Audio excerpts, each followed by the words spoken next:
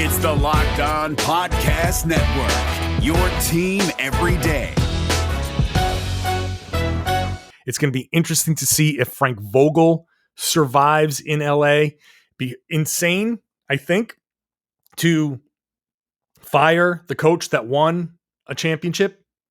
The year later, they lost, and I don't think that you can say, well, okay, you can say that coaching played a role, mostly because the coach did play Andre Drummond, which was a ridiculous decision. So, but Frank Vogel now is I don't want to say on the hot seat, but there's a question mark there, certainly. And Frank Vogel is one of Brad Stevens' best friends. So now the question becomes, do any of these retreads, I hate to say that because Terry Stotts is a good coach. Vogel's had a lot of success.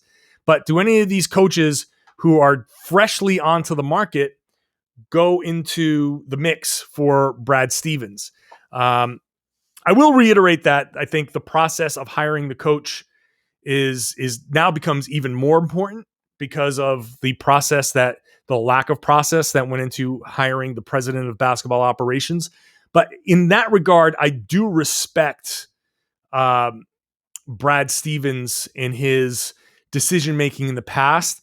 I think Brad Stevens is a very process-oriented guy, and I don't think that he's just going to say like, hey, Terry Stotts, you're free, you're in. I don't think so. Even if Frank Vogel gets let go with the Lakers, I don't know if that just automatically gets him into the front office, into the sidelines in Boston. So that is, hey, look, it's a concern, sure. And again, these are good coaches. Obviously, Vogel just won a championship. Granted, he had LeBron, and there's always a LeBron factor to winning a championships. Stotts has been a very good coach, and they've had a lot of success. It's hard to kind of fault Clifford a lot for what happens in Portland, but I'm sorry, did I say I'm mixing up my names? It's hard to fault Terry Stotts for what happened in Portland, but he's going to be in the mix, and we'll see. I think Brad Stevens is going to make this an extensive search, and I'm curious to see where they fall in this mix. I'm also curious to see from Brad Stevens, not just who he hires as a coach. I'm really curious to see, does he make any other hires in the front office? Because if we think about this, Brad Stevens gets named president of basketball operations. What does the new president of basketball operations generally do? Brings in his own people. Now, this is such a unique situation. And this is why there's so many questions and why there's so much to unpack here. Now, Brad Stevens, it's very clear that he's comfortable with the people that he's been working with. They're comfortable with him.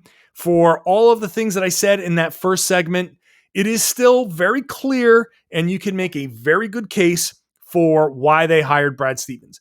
And I'm in no way saying that they shouldn't have hired Brad Stevens at all. I want to reiterate that. There are many reasons that we can say that he has, over the course of 8 years, worked very closely with Danny Ainge. He has worked very closely with that front office. He's made calls. He's been in on decisions, personnel decisions, and all that stuff. Even though when personnel decisions happen, he says, hey, look, I'm just the coach. I coach who they give me, blah, blah, blah.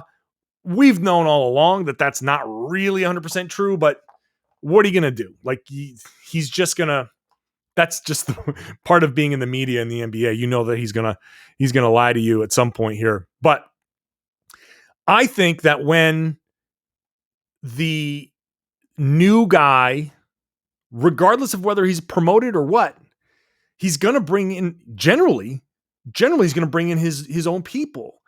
No matter how comfortable he is with Austin Ainge and Mike Zarin and all of the scouts and all of these other people, I mean, might be comfortable enough to say, hey, I'm going to just slide right in. This is going to be my staff and whatever.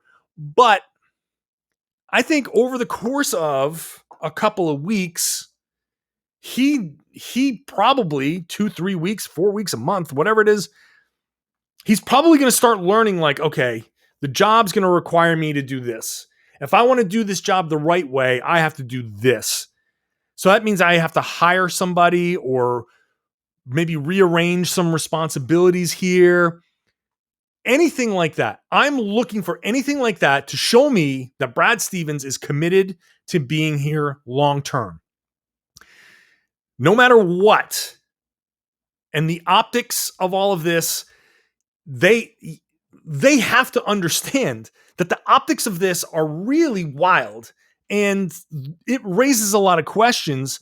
Just like I've been saying, if Brad Stevens doesn't hire his own people, it does raise the question of like, how committed is he to this job if he's not molding the front office in his own image?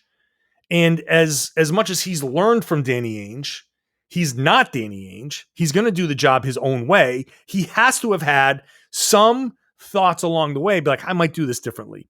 Because Danny Ainge doesn't have the same personality as Brad Stevens. And it's just to say, like, let's say that they promote one of their assistants. Okay, let's say they promote Jerome Allen. Is he going to keep all of the same assistant coaches there? Or is he going to want to bring in somebody else? Is he going to have his own idea of like, hey, I know this guy. Hey, I know that guy. Hey, I know her. I want to have all of these people come in and be part of my staff, which means, sorry, so-and-so, I'm going to have to let you go. Like that's when somebody takes over, you look around and you say, I want to do this my way. What's Brad's way?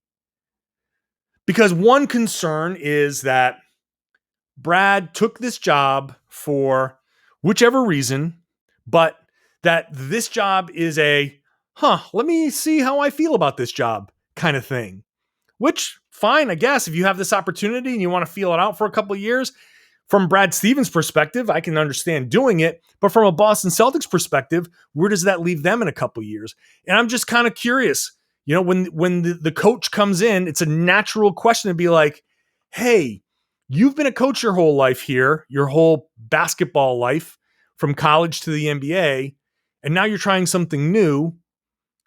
How do you know that you're not going to want to coach again in a couple of years? And he might not know. He could very easily give the honest answer and be like, I don't know. I might. I actually might. I can't tell you that I won't, but I'm committed to doing this job. Okay, fine. But if he's really committed to doing the job, I think one sign that he's committed to doing this job is signing or hiring people on his own, molding that front office on his own, and bringing in people that he's comfortable with to help him do this job. Just something to watch for. It doesn't mean one way or the other if he doesn't, but it certainly raises the question. I'll just leave it at that.